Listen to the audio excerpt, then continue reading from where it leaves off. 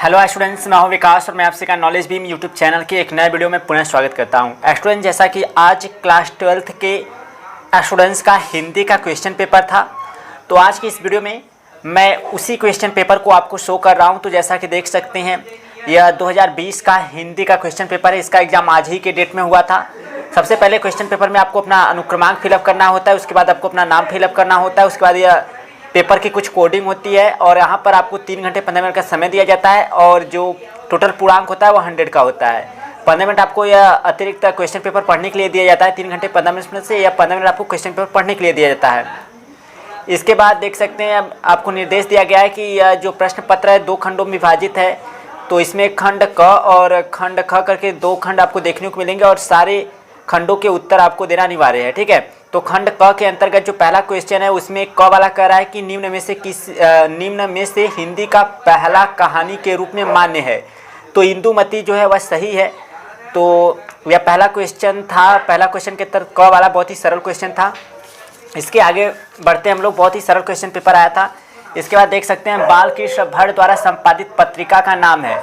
तो बालकृष्ण भट्ट द्वारा संपादित पत्रिका का नाम जो है हिंदी प्रदीप है। तो यह हिंदी प्रदीप सही है। तो ऑलरेडी हमारे चैनल पे इन सारे क्वेश्चंस पर वीडियो बने हुए थे। अगर आपने अच्छी तरह से तैयारी किया होगा तो आप अच्छे नंबर से गेट करेंगे।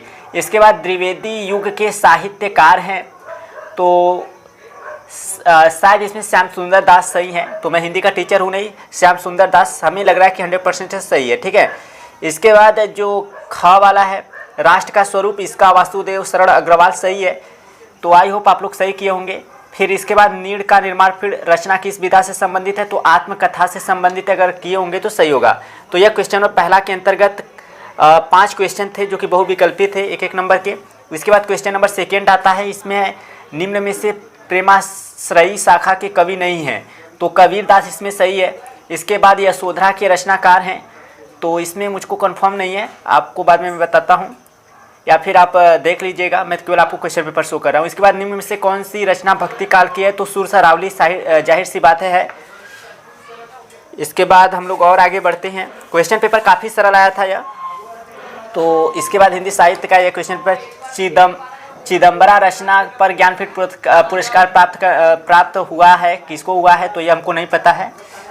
और इसके बाद जो तार सप्तक के संपादक हैं तो अज्ञेय है, तो सही है। इसके बाद क्वेश्चन नंबर थर्ड आपका शुरू होता है। क्वेश्चन नंबर थर्ड में आपको गद्यांश दिया गया है।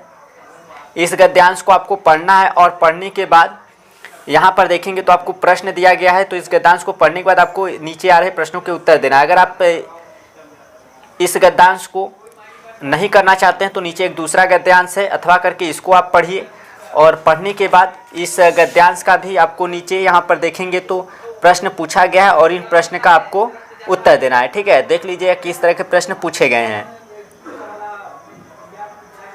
इसके बाद आपका क्वेश्चन नंबर जो है 4 आता है।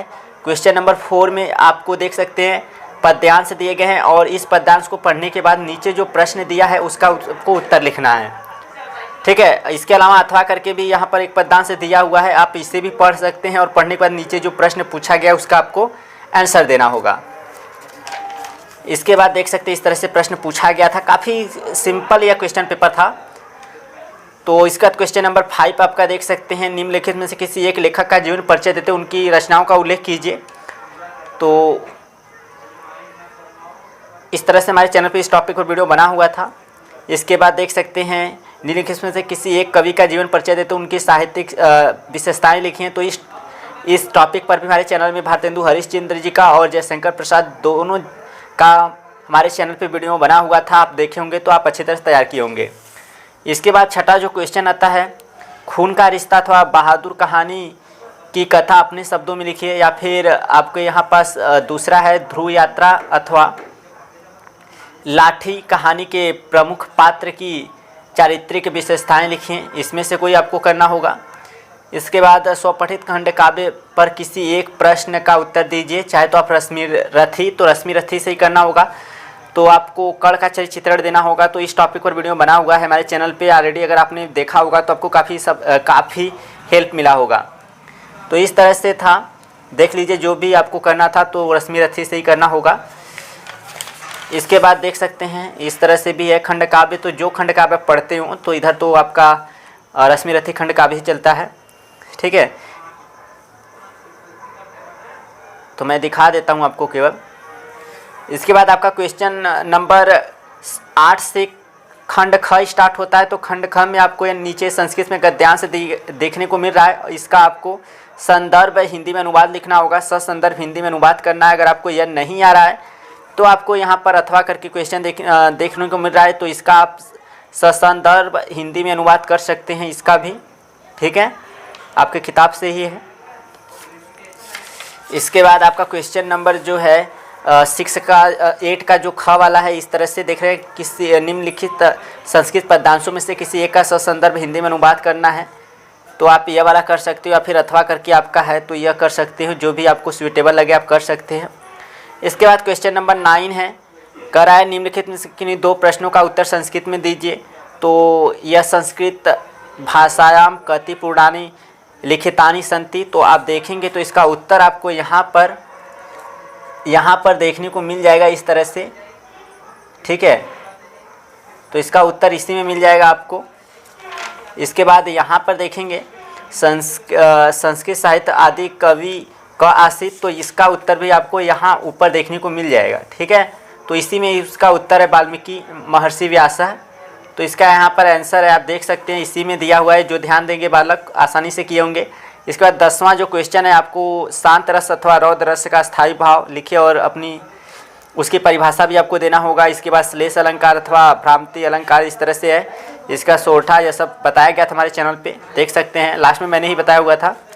इसके बाद क्वेश्चन नंबर 11 है, कराए निम्नलिखित में से किसी एक विषय पर अपनी भाषा शैली में निबंध लिखिए। तो प्रदूषण पे लिख सकते हैं। ऑलरेडी प्रदूषण पे मैंने इंग्लिश में वीडियो बनाया हुआ है, उसे भी अगर मैंने हिंदी में ट्रांसलेट किया उसे आप भी देखकर समझ सकते हैं। इसके बाद इस पावका का संधि विच्छेद है, तो पौधन अक है, इस पर ऑलरेडी वीडियो बना हुआ है। भानुदय का संधि विच्छेद, तो भानुदन उदय होना चाहिए। इसके बाद इस तरह से है, शब्द देख लीजिएगा आप। इस टॉपिक पर प्रिया मैम ने वीडियो बनाया हुआ है और इसमें से काफ़ी मैचिंग भी किया है। तो इस तरह से है, समास पर भी वीडियो बना हुआ था। आप इसके बाद क्वेश्चन नंबर 13 देख सकते हैं, क ख करके इस तरह से पूछा हुआ है। जो भी आप देख लीजिए, आप समझ लीजिएगा। इसके बाद जो ग वाला क्वेश्चन है देख सकते हैं यहाँ पर है, प्रत्यय पूछ रहा है इसमें भी, और घ वाला क्वेश्चन आपका यहाँ पर है, ठीक है। और लास्ट में आपका यह क्वेश्चन नंबर 14, ठीक है। संस्कृत में आपको अनुवाद करना है किन्हीं 2 वाक्यों का। तो स्टूडेंट्स, इस वीडियो में मैंने आपको दिखाया कि किस तरह से आपको क्वेश्चन पेपर मिला हुआ था 2020 के बोर्ड एग्ज़ाम में, जो कि आज ही के दिन हुआ था। आई होप आपको वीडियो पसंद आया होगा। तो मेरा मेन एम था केवल आपको क्वेश्चन पेपर दिखाना। जितने भी स्टूडेंट्स क्वेश्चन पेपर देखना चाहते हैं आसानी से देख लिए होंगे। तो मिलते हैं नेक्स्ट वीडियो में कुछ नई जानकारी के साथ। तब तक के लिए thank you so much for watching this video.